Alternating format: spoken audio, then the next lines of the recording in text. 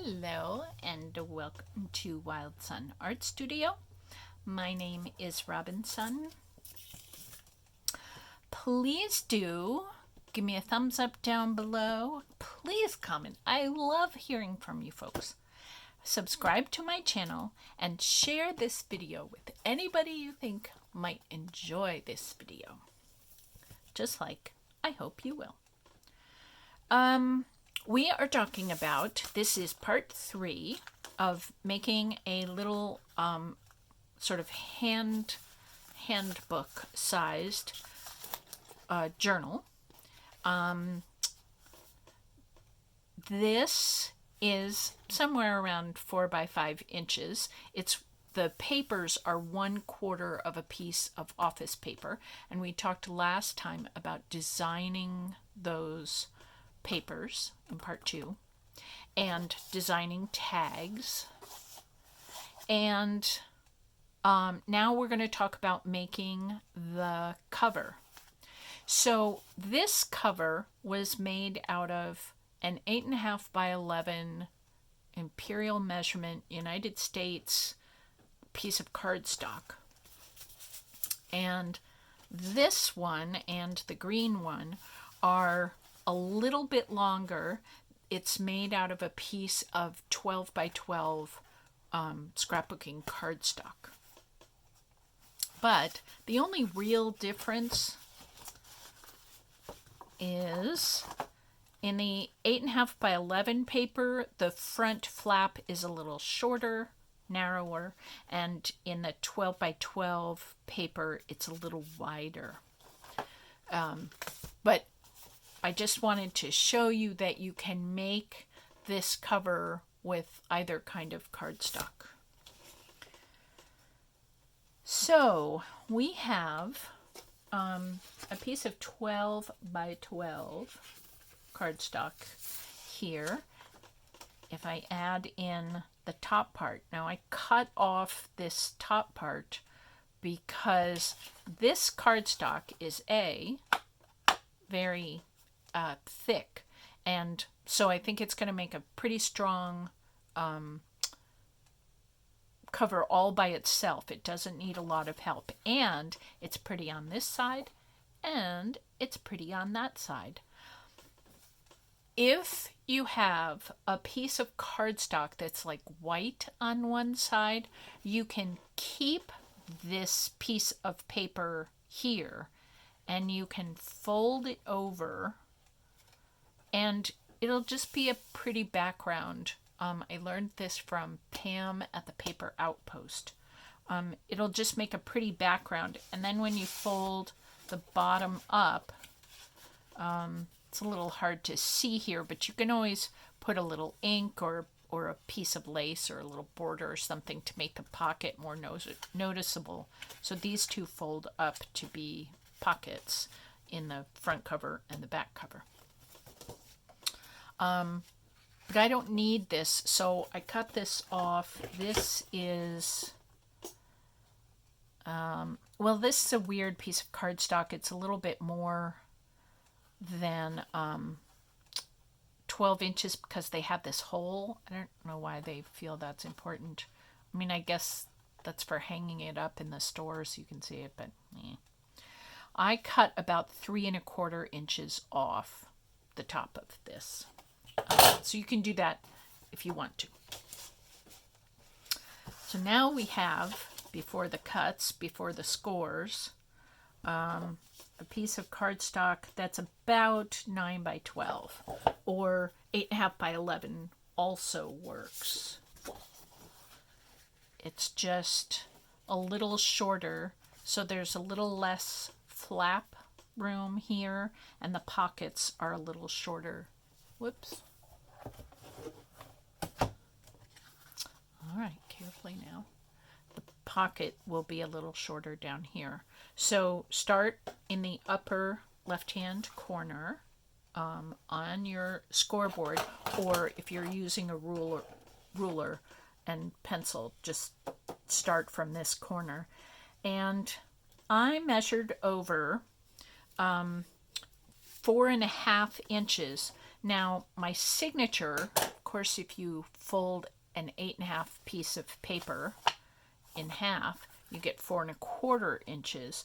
But I left a little extra because when I sew this in, I want a little lip of extra cover around the edges of the paper so that it just protects the corners of the paper, the edges. So I made it a little bit bigger. So I measured, put it on the scoreboard, or measure out 4.5 inches over, and you can score down and all the way. I cut that out. Hold on.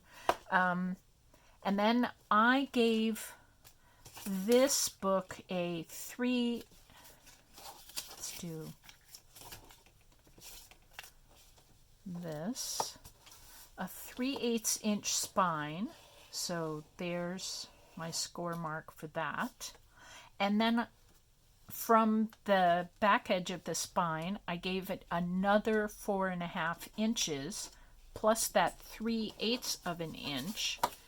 And I ended up with my third score at 9 3/8. So that's 4.5 and 4.5 plus, which is 9, and then the 3/8. So 9 3/8. So I made a score here. Now for the cover, actually, let me come back to these. There's some little scores. I don't know if you can see that, but little scores right there. But hold on a sec. Let's come back. Then I need to make a score for these pockets. So I measure again from this corner that was there. I'm going to need 5 5/8 again, so that there's a little bit of extra green here and here to just protect the edges of the paper, because that's only 5.5. So I'm doing 5 5/8. So from the top edge of the paper, we go 5 5/8 over, and whatever's left is the pocket.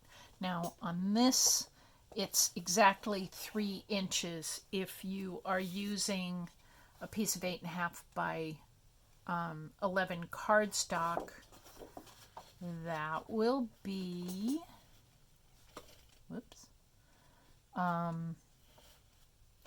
don't know, I can't do the math on camera, but 5 5/8, so it'll be 2 3/8 instead of 3 inches. Just a little narrower pocket. Okay, so pretend we haven't cut that out yet. So this is going to fold up and be a pocket, and this is going to fold up and be a pocket, and that would leave this little spine piece waving in the wind. I'm cutting it free from the pockets because if you try to fold the book closed and you still have all this extra cardstock here in that fold, it makes it really bulky and hard to turn. So what I did was, I think you can see this okay, I cut out, if that's the score line, I cut out just to the left of it and just to the right of that score line and that score line, and that gives me this little skinny piece of paper, which I'm going to glue on the spine, which will just reinforce the spine when we're sewing in signatures a little bit. So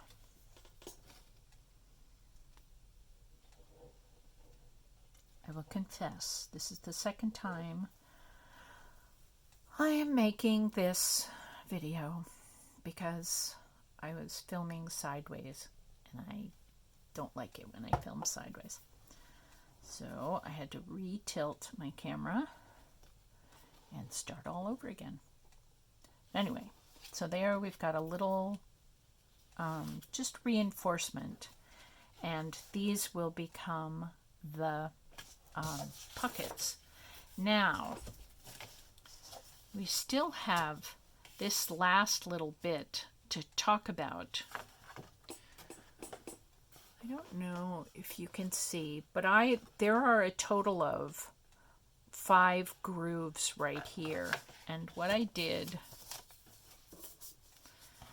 was putting that there. I went to my 9 3/8, and that was my groove down here, and it's also the edge of this pocket. And then I went to 9 4/8, 9 5/8, 9 6/8, and 9 7/8. Let's see if you can see that now. I can't tell it. I think I'm showing the light on those little grooves. What these do, this book actually shows it pretty well. When we are making this flap right here, because I put on a spine and there's actual depth to this little book, it allows the curve of this flap to bend in several places coming up around the edge. So what if I put lots of stickers and cards and ephemera and stuff in my book, and the book was a little fatter? It would, the flap would be able to accommodate that extra depth. And if I leave it skinny, we're fine as we are. So there are extra grooves on the flap here to accommodate coming up around the book. So the first fold is on one side of the spine, and the second fold is on the other side of the spine. So see, my book is going to have a sweet little spine. I think I did, is it this one? Yeah, I think 3/8 is as wide as I've gone. This is 1/4 of an inch, and this is 3/8 of an inch. I don't see any reason, why you couldn't do 1/2 of an inch. Although the wider the spine, the shorter this flap is going to be, which isn't a problem with the 12 by 12 paper, but it might be a little bit of a problem with the 8.5 by 11 cardstock. So figure that out for yourself. And then on the bottom row, so we folded up that little piece there to reinforce the spine. This is going to be a pocket. This is going to be a pocket. And you'll notice that when I fold, it still is pretty easy because I just took out that little bit of bulk on the folds. And then we have this little odd piece right here. So I cut that out and I rounded. You can actually do this even with cardstock. You can put these corners together and round them, and then you have a nice flap that has a little round to the edges. I have found if I leave these squares, these corners fold up and they get all bendy and ridiculous looking. And I don't think that's very pretty. So I round my corners. And then we have this lovely little piece of cardstock right there. So we've done that. And we measured the height, which is 5 3/8, and the width, which is 4.5. And we talked about the rounded corners and the 5 grooves. It's a groovy book. Sorry, I'll stop. And we did that measurement. Okay, so now we're just working on this pocket. You will notice that this little piece of paper here is the exact same measurement as the pockets. Now, I could, for a pocket, bring this up, put a line of glue here and a line of glue here, and fold it up, and I still have a pocket. However, when we put glue here and glue here, it brings the usable space in a little bit. And also, if you flat glue it, it's a tighter pocket, which on the front of this book I like a lot because I don't want stuff falling out. But on the inside of this book, I really like having some spaciousness. Actually, this is the book I should show you. I have a whole stack of cards, all these different cards. And I also have a cute little matchbook cover notepad. And this is kind of bulky. So if I'm going to get all this stuff in this pocket, I am going to want sort of some spacers. So the way to do that is take this card in this direction. So we've got the same height and the same height. And I actually have a little groove mark here, which I am going to cut off. It's the score line.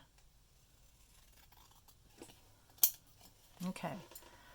So now I've got it to match the heights. I'm going to cut this in half. And I'm going to cut each one of these in half. And it doesn't have to be perfect at all, because it's going to be on the inside of the pocket. We're not going to notice. And I'm going to take each one of these. This is pretty stiff cardstock, so this is a little challenging. And fold them in half lengthwise. And I'm going to put them right here on the pocket so that, I think you can see this, so that the pocket will have a little depth and I'll be able to use the full width of the paper for the pocket. So kind of coax that in half if you've got heavy cardstock like I do, and then bone folder it. And this cardstock is so heavy, I wonder if you can see that it's cracking a little on the edge, but I think we're okay. So let's glue this.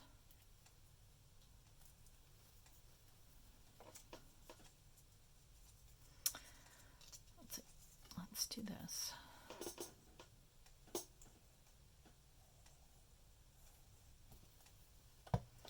I taught a really lovely class last night, and we had we made coat pins together. It was a Zoom class, and we had a lot of silence because we were all sewing like mad, hand sewing.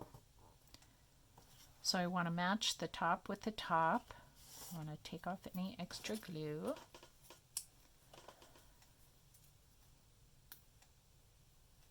Anyway, it was really fun working in silence. I always feel obligated on videos, of course, to talk, but that's because I'm the only entertainment in the room. In the Zoom class, everybody had their own project. So you might want to just check and make sure that these little cards don't come down over that score mark, because it would make folding this up sort of difficult. So now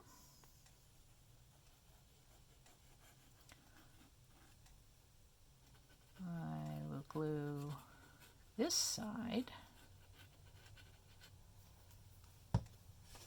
And we'll put that down. And I have to hold this for a minute, so we have to talk. I hope that you are doing very well. I hope you are enjoying 2022. It is sort of mid-January right now. as I'm making this.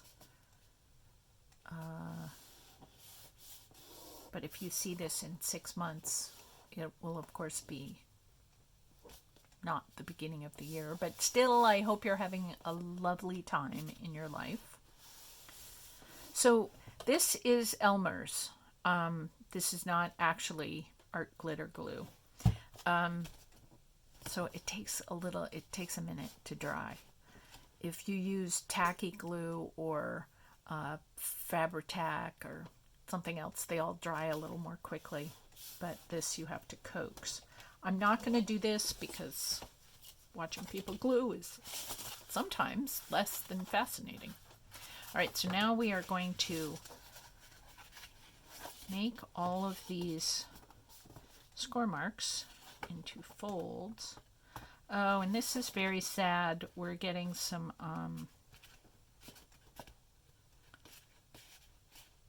the paper is, as I crease it, is breaking a little because this is such heavy cardstock, this particular piece of paper. So I have a little crack, a couple of crack marks there. You know, I suppose another way to do this would be to put a pencil in here and just kind of roll it. Anyway, there's that. Now, what I've done in these other books is taken a second piece of coordinating cardstock and cut out a little rectangle. And there's another little rectangle. There's another little rectangle. This one is easiest to see. So I glued down a rectangle of a second layer of cardstock, and I rounded those edges just to be pretty, and this is a straight edge, so I left those two corners straight. And then I punched a hole so that I would have a place to put my little elastic. You could use a ribbon. You could not punch a hole and use magnets. I don't think I have any that are strong enough to keep a book like this closed. Or, yeah, what else could you use? Well, you could use little Velcro dots. But in any case, it's probably a good idea to reinforce this section of the flap so that as we open and close, especially with Velcro, I think, we wouldn't be bending this paper a lot. So there's that, and I will add 2 signatures to this book. There we go. So the sewing of signatures in this book, there are 2 signatures, and there's also a something in the middle. So let's look. Here is a signature of paper.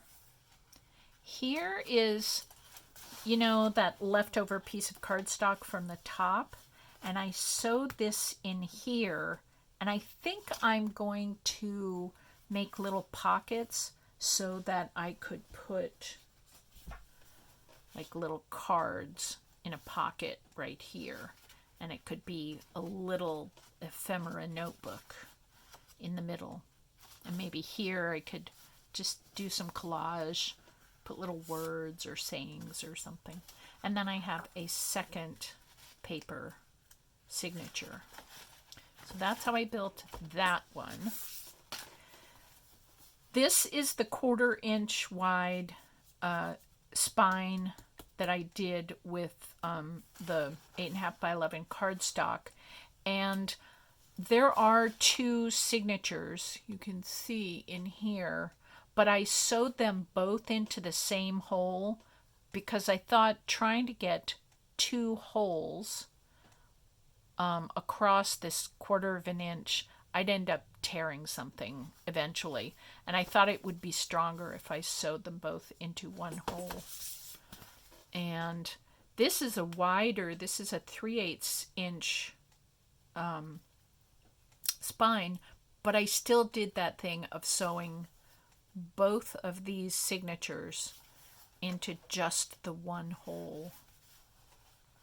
And I think that's going to make this spine a little stronger.